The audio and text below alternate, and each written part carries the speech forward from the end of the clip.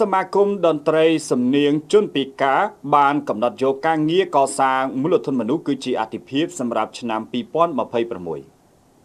បន្ទាប់ពីបានពិភាក្សាអស់រយៈពេលពេញមួយថ្ងៃនៅក្នុងសន្និបាតបូកសរុបលទ្ធផលការងារប្រចាំឆ្នាំ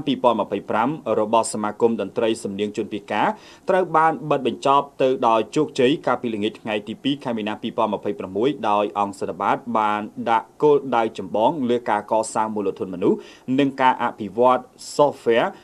នៃកម្មវិធីកុំព្យូទ័រសម្រាប់ជនមានពិការភាពជាអាទិភាពរួចទាំងការងារអាទិភាពមួយចំនួនផ្សេងទៀតផងដែរពិធីបិទសន្និបាតខាងលើនេះមានការអញ្ជើញចូលរួមពីឯកឧត្តមលោកជំទាវ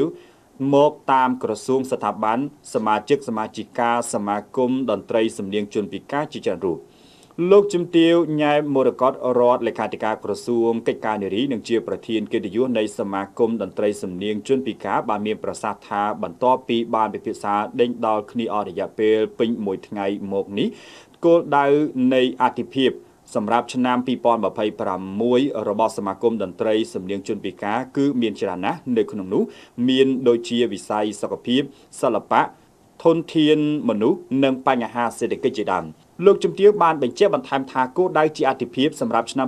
2026សមាគមនឹងបន្តជំរុញពង្រឹងអភិវឌ្ឍធនធានមនុស្សធ្វើយ៉ាងណាខិតខំជំរុញបងប្អូនមានពិការភាពមានចំណេះជំនាញវិជ្ជាជីវៈក្នុងការប្រកបមុខរបរទទួលទានចិញ្ចឹមជីវិតក្នុងនោះសមាគមនឹងសហការជាមួយក្រសួងស្ថាប័នផ្សេងៗក្នុងការបង្កើតនៅ software សម្រាប់សិក្សាជាមួយកុំព្យូទ័រខណៈបច្ចុប្បន្នយើងមាននៅលើទូរស័ព្ទដៃរួចហើយសម្រាប់ជនមានពិការភាពគាត់អាចប្រើបានពាក់ព័ន្ធវិស័យសុខាភិបាលសម្រាប់វិស័យពិការភាពតើបច្ចុប្បន្ននេះមានរបាយការណ៍អំពីការប្រកាន់រើសអើងចំពោះជនមានពិការភាពក៏ដូចជាអ្នកកាន់ប័ណ្ណសមត្ថៈឬប័ណ្ណក្រីក្រដែរឬអត់ជុំវិញបញ្ហានេះឯកឧត្តមកែរដ្ឋារដ្ឋលេខាធិការក្រសួងសុខាភិបាលបាន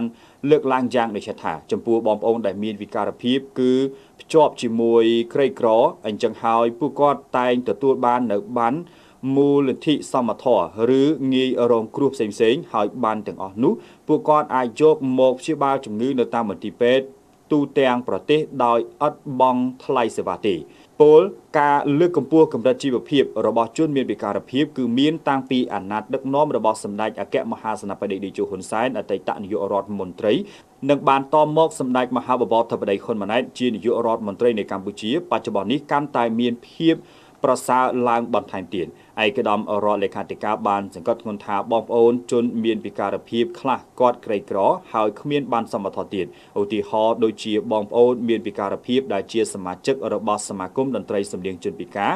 គាត់អត់មានបានទេប៉ុន្តែពេលគាត់ទៅព្យាបាលនៅតាមមន្ទីរពេទ្យសាធារណៈរបស់រដ្ឋពួកគាត់ក៏ទទួលបានការលើកលែងការបង់ថ្លៃសេវាព្យាបាលដោយអ្នកមានបានដែរយោងតាមរបាយការណ៍របស់ឯកឧត្តមចាប់តូប្រធានសមាគមតន្ត្រីសំនៀងជនពិការបានឲ្យដឹងថាក្នុងឆ្នាំ2025កន្លងទៅបើទោះបីជាឆ្នាំដែលមានបញ្ហាប្រឈមច្រើនក៏ជាឆ្នាំដែលសមាគមសម្រេចបានកិច្ចការ